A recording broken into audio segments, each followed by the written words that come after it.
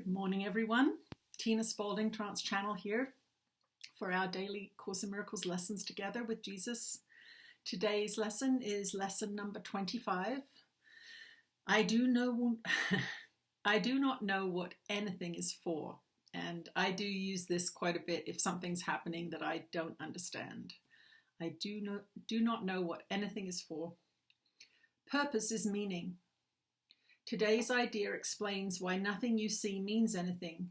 You do not know what it is for. Therefore, it is meaningless to you. Everything is for your own best interests. That is what it's for. That is its purpose. That is what it means. It is in recognizing this that your goals become unified. It is in recognizing this that what you see is given meaning. You perceive the world and everything in it as meaningful in terms of ego goals. These goals have nothing to do with your best interests, because the ego is not you. This false identification makes you incapable of understanding what anything is for. As a result, you are bound to misuse it. When you believe this, you will try to withdraw the goals you have assigned to the world instead of attempting to reinforce them. Another way of describing the goals you now perceive is to say that they are all concerned with personal interests. Since you have no personal interests, your goals are really concerned with nothing. In cherishing them, therefore, you have no goals at all, and thus you do not know what anything's for. Before you can make any sense out of the exercises for today, one more thought is necessary. At the most superficial levels, you do not recognize purpose. Yet purpose cannot be understood at these levels. For example, you do not understand that a telephone is for the purpose of talking to someone who is not physically in your immediate vicinity. What you do not understand is what you want to teach him for, what you want to reach him for. And it is this that makes your contact with him meaningful or not. It is crucial to your learning to be willing to give up the goals you have established for everything. The recognition that they are meaningless rather than good or bad is the only way to accomplish this. The idea for today is to step in this direction. 6 practice periods, each of 2 minutes duration, are required. Each practice period should begin with a slow repetition of the idea for today, followed by looking about you and letting your glance rest on whatever happens to catch your eye, near or far, important or unimportant, human or non-human. With your eyes resting on each subject you so select, say for example, I do not know what this chair is for. I do not know what this pencil is for. I do not know what this hand is for. Say this quite slowly without shifting your eyes from the subject until you have completed the statement about it. Then move on to the next subject and apply today's idea as before. So that is lesson number 25. I do not know what anything is for. So let's bring Jesus through today and we'll see what wonderful message he has for us.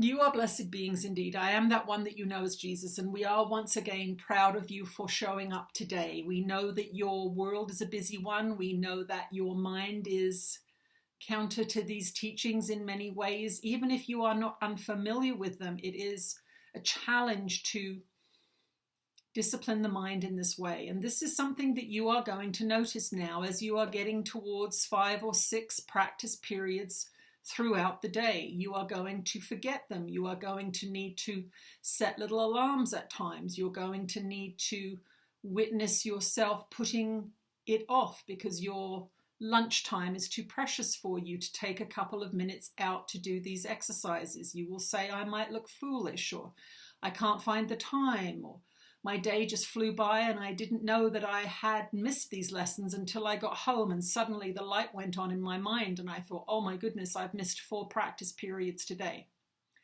This is normal, and we want you not to beat yourself up about it. We want you to witness the error and correct the error. Do not think these are too difficult for me. This lesson is too hard.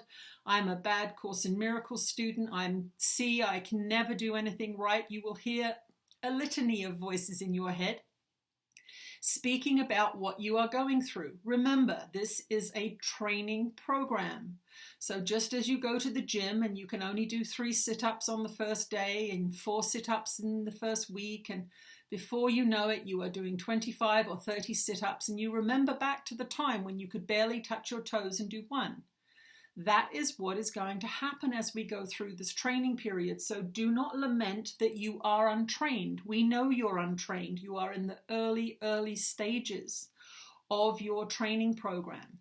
Witness how you might attack yourself for not doing it perfectly. There may be perfectionists amongst you who are now being very sorely challenged because you're unable to do the lessons perfectly. Just witness that desire for perfection and let it go and forgive yourself and say, I'm doing a difficult mind training program that is profound and will deeply affect my life, and it's okay if I miss a day or if I miss a lesson.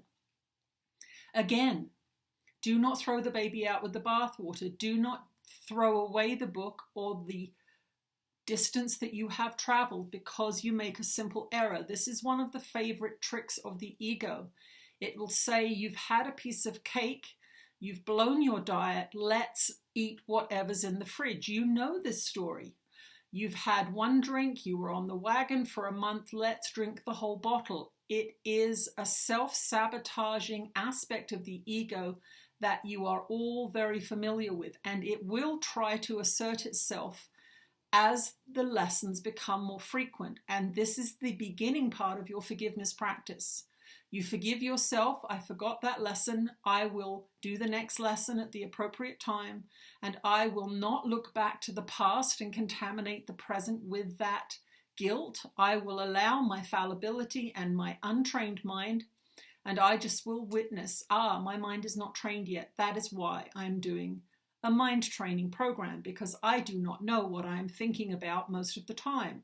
And all of those thoughts affect a lot of people, places, things, and experiences.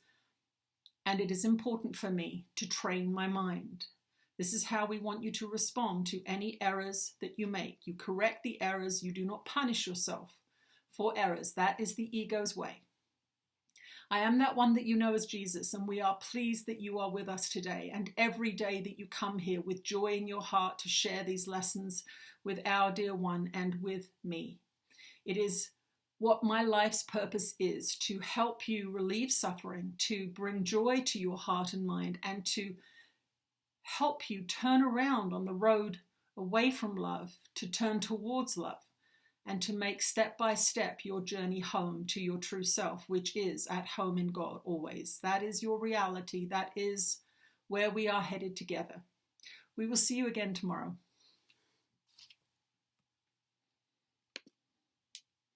That was lovely. Thank you for joining us today. See you tomorrow. Bye.